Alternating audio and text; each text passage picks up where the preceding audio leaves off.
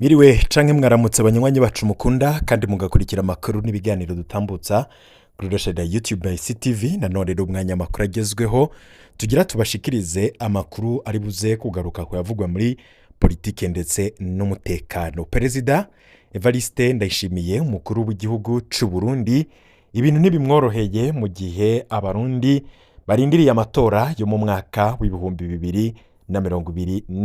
Bivugwa ko Perezida Ndayishimiye yigennye kugira serukire umugambwe CNDD-FDD, bikavugwa ko bitumvikanywe ko n'ibicocoro mu mugambwe CNDD-FDD. Perezida Ndayishimiye nawe akaba yarigennye imbere y'umwaka wose kugira amatora abe. Perezida bikavugwa ko yoba yaritanze ivyo bihangange vyo mu mugambwe vyagomba kumuzibira kugira ntiyitoreze ikiringo ca kabiri co kuyobora Uburundi. Perezida Neva kubera ko yabona ko mu bagumyabanga icuka kitameze neza vyatumye afata uwo mukenyuro wo kwigena kugira abe umukandida wa CNDD-FDD, ngo nayo ubundi aba CNDD-FDD nka bose bari bamaze kurahira bakarengwa ko hageze ko bashira imbere uzobaserukira. Perezida Ndayishimiye adashobora kuja imbere, ivyo rero bariko barahinyanyura. Perezida Ndayishimiye yarabimenye aca bitanga atangaza imbere y'umwaka ko agiye gusubira guserukira uwo mugambwe. Perezida Evariste Ndayishimiye rero muri kino gihe ngo ntiyorohewe n'ivyo bihangange vyo mu mugambwe CNDD-FDD. Mu nzego z'umutekano ishavu riraniga. Tugiye kugaruka kuri amwe mu makuru avugwa muri CNDD-FDD, amakuru avugwa muri politike y'u Burundi ivyerekeye amatora, ndetse tuze no kugaruka ku vyerekeye umutekano, aho Perezida Evariste Ndayishimiye bamwe bavuga ko ashobora kwisanga yahejeje nabi. Harabavuze ko ivyashikiye Petero Nkurunziza bishobora gushikira Evariste Ndayishimiye, iyo babivuga bafatira ku kuntu abagumyabanga bariko baracanamwo muri kino gihe. Bamwe bakavuga ko ibintu bishobora kunyuka umwanya n'umwanya, ngo baramuretse arigena, ngo ariko ibizokurikira mu nyuma bazobibona. Mwarabonye ivyashikiye Petero Nkurunziza yari yigennye kugira serukire canke yari yihagiye ikiringo kigira gatatu, ariko ntiyagihejeje nubwo hari hasigaye imisi mike cane iharugwa ku ntoke, ariko vyarangiye nabi. Aba CNDD-FDD rero ngo niko bakora, kandi burya ngo iyo hageze ko aba CNDD-FDD bihora ngo nta muntu batinya, ntawe bagera iminwe. Abataragize iminwe Petero Nkurunziza ngo ntibazotinya Perezida Evariste Ndayishimiye. Ivyo vyose ni amakuru ariko aravugwa mu gihe Perezida Ndayishimiye yahamagaje abakuru b'imigambwe ngo baganire ku vy'amatora, aho rero umukuru w'igihugu yemeye inzira y'ibiganiro ku matora yo mu mwaka uza. Ivyo vyabaye ku kirimba c'umukuru w'igihugu ariho ikiyago cabereye. Ico kiyago kikaba catumiwemwo imigwi itandukanye itari mike. Mu batumiwe aha twovuga nk'imigambwe, amashirahamwe, amadini hamwe ndetse n'inzego za leta nk'inama nshingamateka ndetse na nkenguzamateka. Ico kiyago Ndayishimiye akaba yagitunganyije inyuma y'imyidogo y'abarongoye imigambwe itavuga rumwe n'ubutegetsi. Ndayishimiye akaba yari yabanje kwiteza utunyoni aranka kwicarana n'abegwa n'ivya politike mu Burundi. Imigambwe yari yamwandikiye ku igenekerezo rya 4 z'ukwezi kwa 4 mwaka wa 2026 imusaba ikiyago arinumira. Niho rero ubuheruka ku igenekerezo ry'umunani z'ukwezi kwa 5 2026 imigambwe 5 yanse kwitabira ubutumire bwa Seni mu nama itegura amatora y'umukuru w'igihugu yo mu mwaka uza. Iyo migambwe ariyo Frodebu, Iprona, Kodebu, Seneri ndetse na CDP yaciye itera umukono ku itangazo ryiyamiriza ibikorwa vy'umurwi Seni n'umukuru wawo Prosper Ntahorwamiye. N'iryo tangazo baribukije ko Seni ariko ihonyanga uburenganzira bw'abarundi mu kwanka ko utunenge twaranze amatora aheruka tubanza gukosogwa. Ntahorwamiye ntiyatevye kubashinyaguriza mu buryo buteye isoni, aho yabishuye n'agashavu kenshi ko Seni itazoreka kwibandaniriza imirimo yayo ngo kuko si ngombwa irinde kwizegwa. Bukeye nibwo Perezida Evariste Ndayishimiye yaciye asukamwo mabisi atangaza ku rubuga rwiwe rwa X ko azokwicarana nabo, ariko nawe uburyo yatanze ubwo butumwa yakoresheje imvugo y'agakengere ku buryo biboneka ko ubutumwa yabwanditse ababaye cyane, ntiyashobora guhisha ako kababaro mu butumwa, kandi ari n'umukuru w'igihugu. turavye ukungene ni umukuru w'igihugu ariko arahamba demokarasi y'abarundi, ntitwari twiteze ko n'iki kiganiro cabaye gishoboka, ariko inzira yo kuganira ntaworeka kuyikenguruka, nta n'uwo wayigaya canke ngo avuge ko vyose ataco bimaze. Iki rero carakengurukiwe cane n'umukuru w'igihugu, baramukengurukira. Ukuganira bamwe bakavuga ko ari imwe mu nkingi zikomeye zishikana ku iterambere igihugu, canke bigashikana ku iterambere rirama. Ikiyago hagati y'abasangiye igihugu ni bimwe Rwagasore yita ubukuru nyabwo. Hari abari bibaza ico bokwitega muri kino kiyago, aho kino kiyago gihambaye cane mu vyo imigambwe itavuga rumwe na leta yasaba, harimwo kurabira hamwe utunenge twaranze amatora aheruka, haba mu ntunganyo yayo ndetse no mu itegeko riyagenga. Amatora aheruka akaba ataratunganijwe, amatora aheruka akaba yatunganijwe nabi kuko yaranzwe n'ubusuma buteye isoni. Ntitworeka kandi ntitworonka n'amajambo twokoresha mu kuvuga akajagari karanze amatora y'abashinga amateka yo mu mwaka uheze. Umugambwe uri ku butegetsi warayacafuje ayo matora gushika naho abatora batega ubwoba n'imbonerakure zabereka aho batera igikumu. Vyari biteye ubwoba kuko n'abanywanyi b'umugambwe uri ku butegetsi baraherekezwa mu tuzu twitora kugira imbonerakure zicunge ko batariko bitorera iyindi migambwe. Ibi bikaba vyarababaje abanywanyi ba CNDD-FDD. Akajagari karanze amatora yo mu mwaka uheze, naho kavuga ngo akamare. Ivyo rero bikaba vyarerekanye ko Uburundi buri mu kibazo gikomeye cane. Itegeko naryo rigenga amatora rikaba riri mu biteje ikibazo gikomeye. Ni itegeko biboneka ko rikumira bamwe rikorohereza abandi, naryo rikaba riri mu vyo abo bahuriye hamwe n'umukuru w'igihugu bategerezwa kurabira hamwe. Iki kiyago rero kirahambaye, ariko tukaba tuvuga ko ico kiganiro ata umusaruro catanze. Hari aho rero bamwe bibaza ko vyoshika Perezida Ndayishimiye agatangaza abarundi amahigwe makeya cane. Yarahari nuko Perezida Ndayishimiye ashobora guhindura ingendo umugambwe CNDD-FDD wihaye yo gucinyeza abarundi, kugira ngo rero ico kiyago citwe ko catanzwe umwimbu ushimishije. Benshi bavuga ko categerezwa gukemura ibi bikurikira: itegeko rigenga amatora ryategerezwa gufutwa, hanyuma hagashigwaho irindi rihurijwe ko na bose, kandi riha abarundi bose uburenganzira bungana mu gutora uwo bashaka mu myidegemvyo ndetse no kwitoza atanzitizi. Ikindi kandi nuko abagize urwego rwa seni kuva ku mukuru wayo gushika hasi bategerezwa kubogozwa kugira ngo hashigweho izindi nzego nshasha, ku buryo buri ruhande ruserukirwa. Umukuru wa seni yategerezwa kuba umuntu adatamikwa ijambo n'ubutegetsi, ahubwo abe umusifuzi ahagarara hagati ataruhande afashe. Hari ikibazo kindi abantu benshi badashobora kubahuka kukibaza, ariko kimeze nk'urwiri mu Burundi. Sinzi ko abarundi bari hanze y'igihugu baja guhabwa agaciro mu matora y'umwaka uza. Abarundi nta n'umwe yavuze kuri ico kibazo. Hari imigambwe, amashirahamwe, amaradiyo n'ibinyamakuru bamaze imyaka irenga 10 mu buhungiro, tutibagiye n'ibindi bihumbi vyinshi by'abarundi bagorewe mu makambi y'impunzi. Nituzi ko rero abarundi batari mu gihugu nabo Ndayishimiye yoba bafata nk'abatagifise uburenganzira mu gihugu cabo.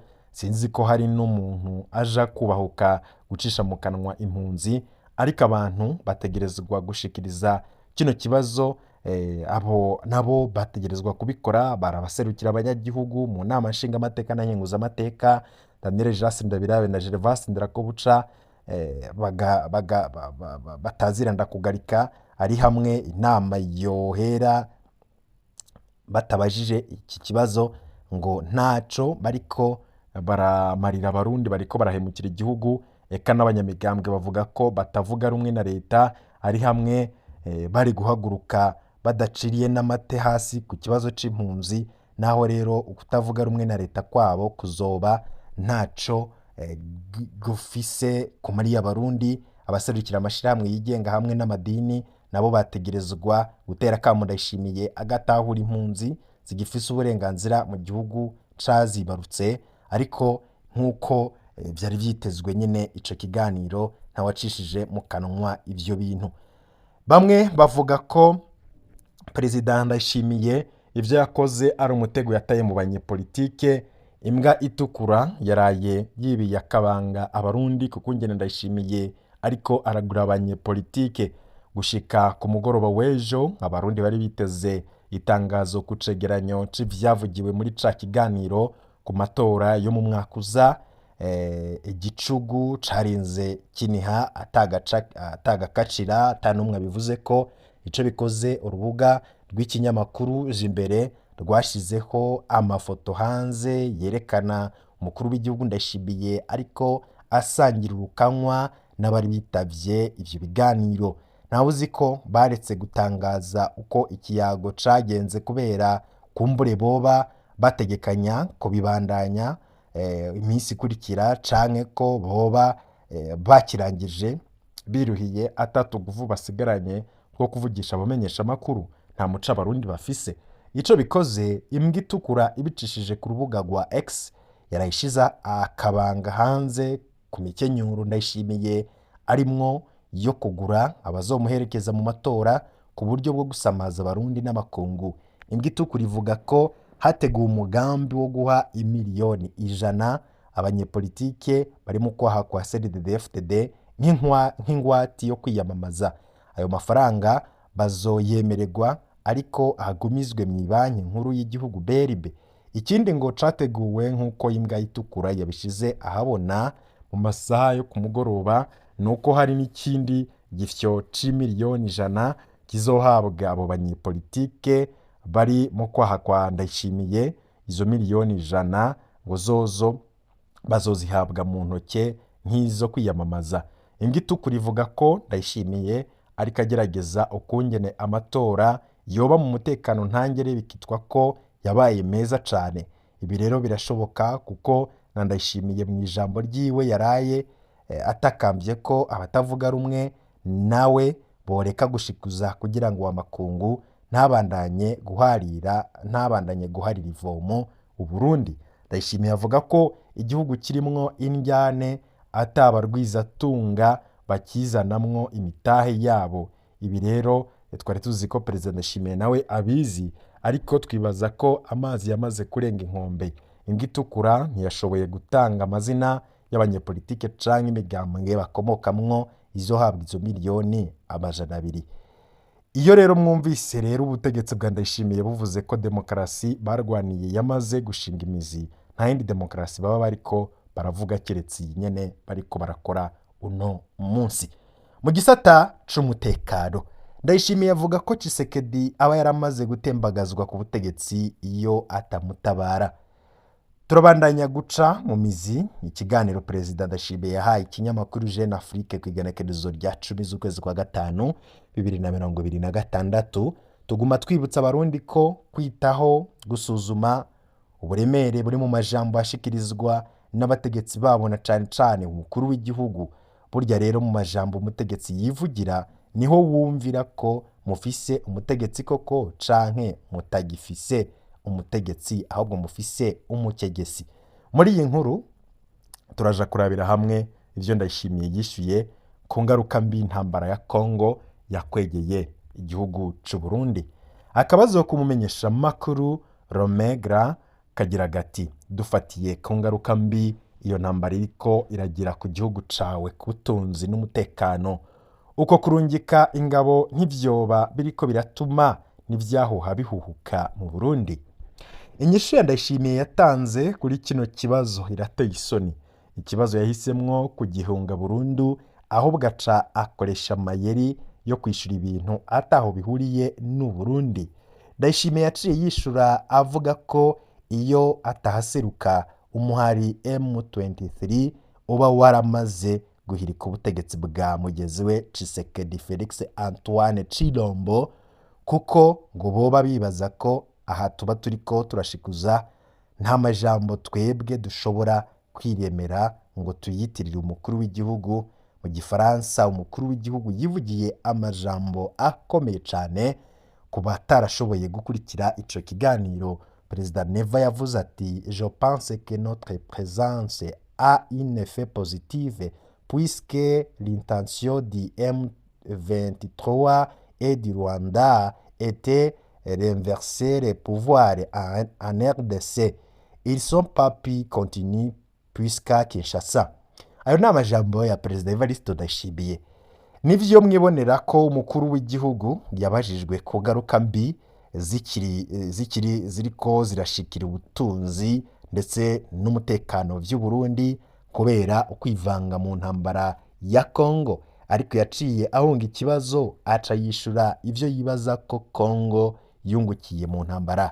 Biragaragara ko Ndayishimiye nawe asanzwe azwi neza ingene kwivanga mu ntambara ya Kongo byasambuye igihugu c'u Burundi. Yarabona ko atonaronka aho ahera mu kwerekana ko irya ntambara ataco yagize Burundi. Burya ntazi ko kuba yarakwefye ikibazo ahubwo ariho yagitangiye inyishu itomoye. Biraboneka ko naho umufuko wiwe uriko urabomboka kubera abana b'u Burundi yashoye mu rugamba rudafitiye akamaro Burundi, Perezida Neva nawe afise isoni nyinshi.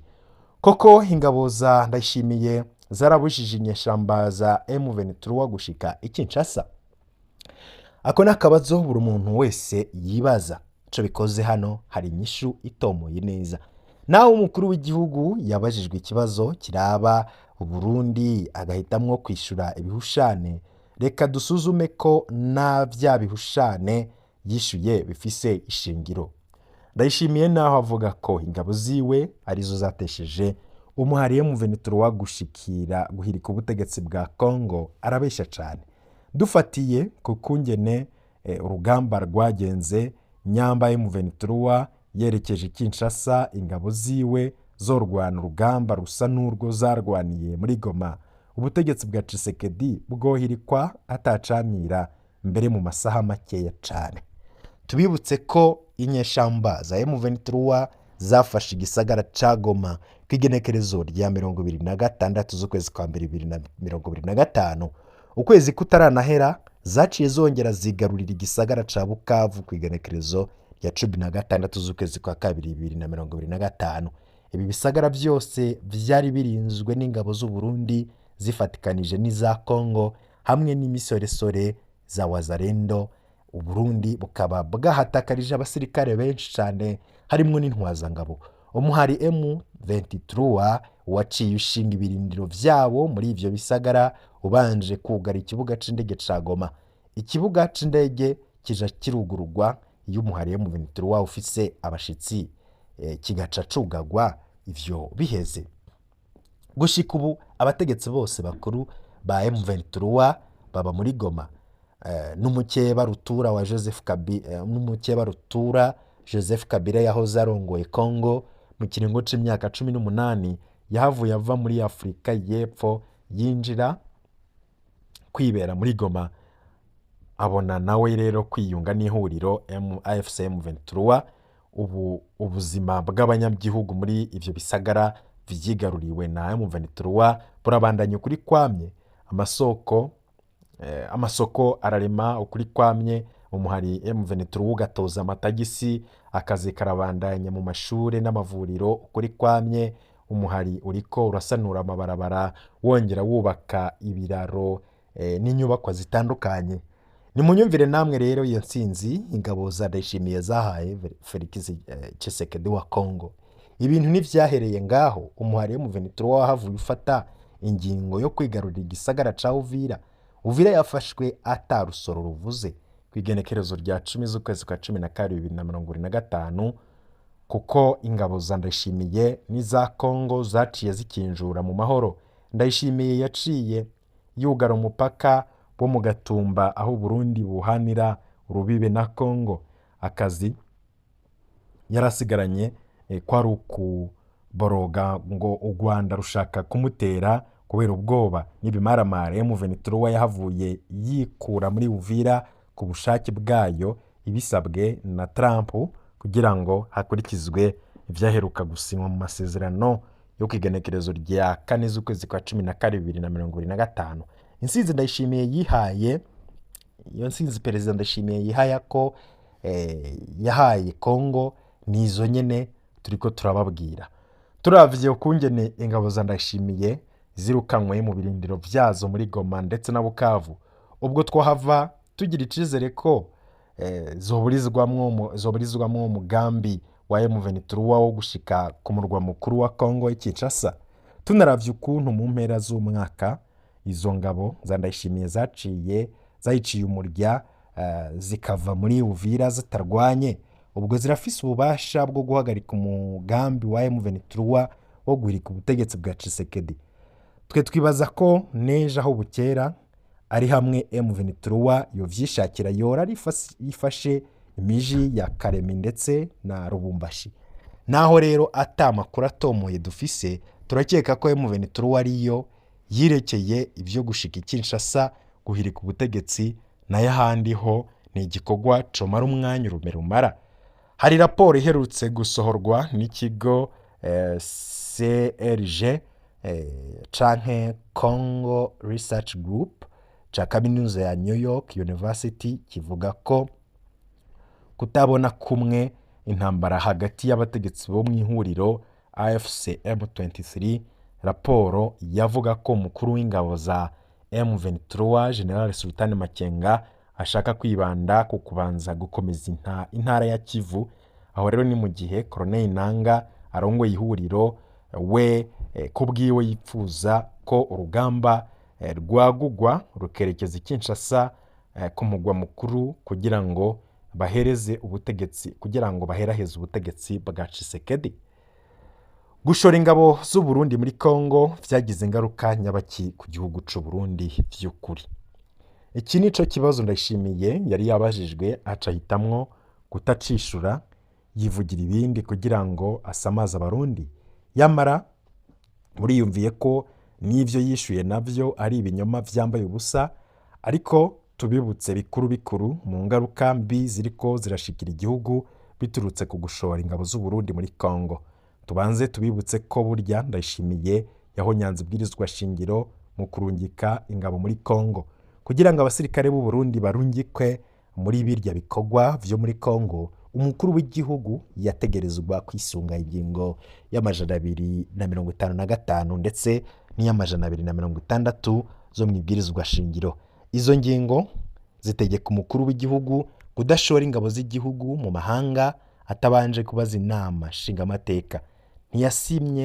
Ntiyashimye rero kubaza abashingamateka baserukira abarundi kuko yarazi ko atanguje urudandazwa rw'abasirikare ruzomwungukira we n'umukenyezi wiwe gusa. Birashoboka ko yanse kwiteranya n'inama nshingamateka kugira ngo ntazohava bazwa amadolari yavuyeyo iyo yaroye. Birababaje cyane kuba abasoda b'u Burundi bajanywe mu ntambara mu mahanga hatubahirijwe amategeko agenga igisoda nk'uko ibwirizwa shingiro ribitegekanya mu ngingo tubabwiye aho hejuru. Vyongeye igihugu ubwaco kiriko gishikirwa n'ingaruka mbi nyinshi biturutse kuri ico gikorwa kigayitse ca Perezida Evariste Ndayishimiye. Bitebuke ubutungane buzokora maze abo bakoze ivyo babibazwe. Sagaseseshwa rumuri, intambara yo muri Kongo iriko irasambura igisoda c'u Burundi ku rugero ruteye ubwoba. Abasirikare barababajwe no guhembwa intica ntikize muri iyo ntambara, mu gihe bamenye ko Ndayishimiye we ahabwa 5,000 vy'amadolari kuri buri musirikare ashoye muri Kongo. Ikivyunyura rero abasirikare ntibatahura ico baja gushaka muri Kongo, ico baja gupfira muri Kongo bakora mu ntambara ya Kongo. Abasirikare ntibumva inyungu Burundi bufise mu ntambara ihuza abakongomani ubwabo.